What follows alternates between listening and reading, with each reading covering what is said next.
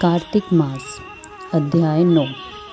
इधर वृंदा ने स्वप्न देखा कि उसका पति सारे शरीर में तेल लगाकर नंगा शरीर भैंस पर सवार होकर दक्षिण दिशा की ओर प्रेतों के साथ जा रहा है।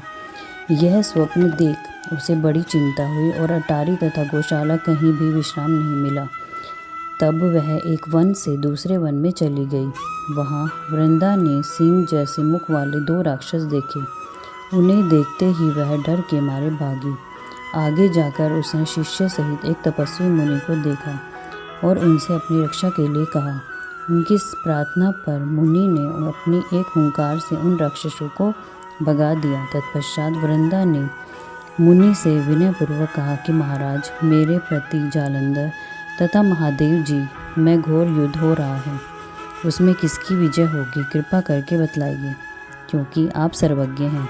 यह सुनकर मुनि ने ऊपर को देखा। उसी समय 2 बंदरों ने आकर मुनि को प्रणाम किया और मुनि के संकेत पर वे दोनों बंदर वहां से चले गए। फिर थोड़ी दूर जाने पर वे दोनों आकाश की ओर से आए और उन्होंने वहां जालंधर दैत्य का सिर और धड़ लाकर फेंक दिया। वृंदा अपने पति के मृत शरीर को देखकर बहुत दुखी हुई और रोने लगी। तत्पश्चात मूर्छित होकर पृथ्वी पर गिर पड़ी। मुनि ने अपनी कमंडलू से उस पर जल छिड़का तो उसे कुछ चैतन्यता आई। तब वह पुनः विलाप करती हुई मुनि से बोली कि हे महाराज, जिसने देव, गंधर्व, विष्णु सहित तीनों लोगों को जीत लिया है, वह शिव के हाथ से कैसे मारा गया। हे मुनि, आप बड़े सामर्थ्यवान हैं, किसी प्रकार मेरे पति को फिर से जिंदा करो। तब मुनि कहने लगे कि शिवजी के हाथ से मारे हुए को कौन जीवित कर सकता है, परंतु फिर भी तुम पर कृपा करके हम इसको जीवित कर देते हैं। ऐसा कहकर मुनि अंतर्ध्यान हो गए और जालंधर जीवित होकर वृंदा के साथ प्रेमालाप करता हुआ आलिंगनरत हो गया। वृंदा भी अपने पति के वेश में विष्णु के साथ उस वन में रमन करने लगी, परंतु एक दिन मैथुन के पश्चात अपने पति के वेश में विष्णु को देखकर वह अत्यधिक क्रोधित हो श्राप देती हुई बोली कि तुमने मेरा प्रतिव्रत धर्म नष्ट कर दिया, इसलिए मैं तुमको श्राप देती हूँ कि निश्चय ही वह कपट मुनि तुम ही थे और तुमने जो 2 राक्षस कपट के बनाए थे, वही कालंदर में तुम्हारी स्त्री का हरण करेंगे और जो तुम्हारा शिष्य था वह बंदर रूप धारण कर तुम्हारी सहायता करेंगे। फिर कहा कि तुम शिलायन पर्वत हो जाओगे।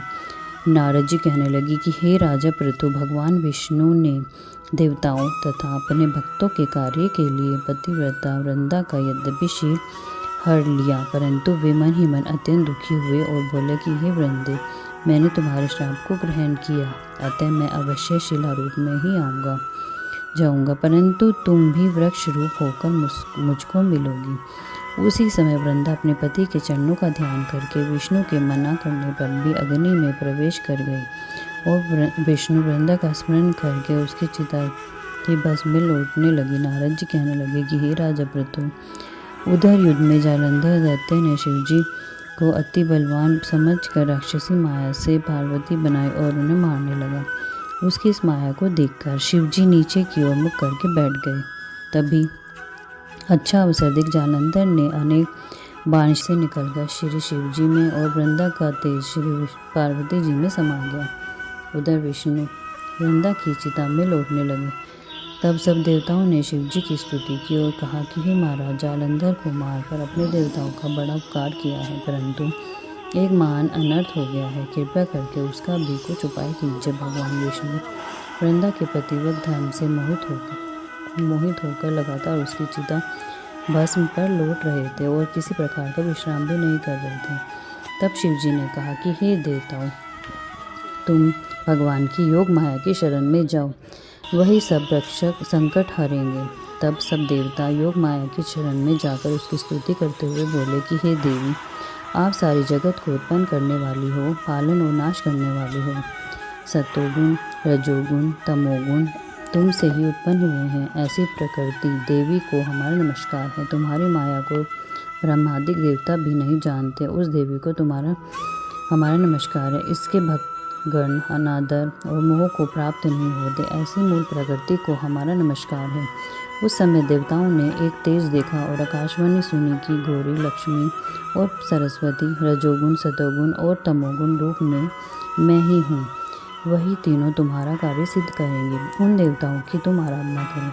फिर उन तीनों देवियों ने प्रकट होकर 3 बीज दिए और कहा कि इन तीनों बीजों को जहाँ पर विष्णु है जाकर बो देना और अपना कार्य सिद्ध करो। देवताओं ने तीनों बीजों को ले जाकर जहाँ पर वृंदा की चिता पर भगवान विष्णु लौट रहे थे जाकर बो दिए। उन तीनों बीजों में से 3 वृक्ष उत्पन्न हुए। रजोगुण सरस्वती से आंवला, तमोगुण गौरी से तुलसी और सतोगुण लक्ष्मी से मालती हुए। श्री लक्ष्मी जी ने अपना बीज ईर्षा युक्त होकर दिया था, इसलिए मालती भगवान की पूजा में निंदी तथा आंवला और तुलसी भगवान को अति प्रिय हुई। इस प्रकार वृंदा ने वृक्ष रूप को कर भगवान शालिग्राम से संयोग किया। इसी कारण कार्तिक के उद्यापन में भगवान की पूजा तुलसी के मूल में होती है। नारद जी कहते हैं कि हे राजा पृथु, जिस घर में तुलसी का वृक्ष होता है उसमें यमदूत कभी नहीं आते। इसलिए जो तुलसी का वृक्ष घर में लगाते हैं वे यमपुरी नहीं देखते। नर्मदा और गंगा का जल और तुलसी का पूजन, ये तीनों कार्य बराबर हैं।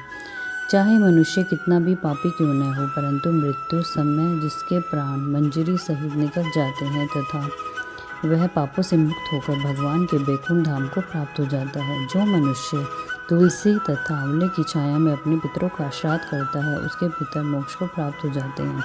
जो मनुष्य आंवले का फल मंजरी युक्त तुलसी दल मुख में रखता है वह साक्षात विष्णु के समान है। जो मनुष्य कार्तिक मास में आंवले की छाया में भोजन करता है तथा रुद्राक्ष की माला धारण करता है उसके धर्म, अर्थ, काम, मोक्ष सब कार्य सिद्ध हो जाते हैं। नारद जी कहते हैं कि हे राजा पृथु, तुलसी और आंवले का महात्म्य ब्रह्मा जी भी कहने में असमर्थ है। जो कोई इस कथा को पढ़ता अथवा सुनता है वह भी मोक्ष को प्राप्त होता है। बोल विष्णु भगवान की जय, बोल कृष्ण भगवान की जय, बोल शंकर भगवान की जय, गौरा माँ की जय।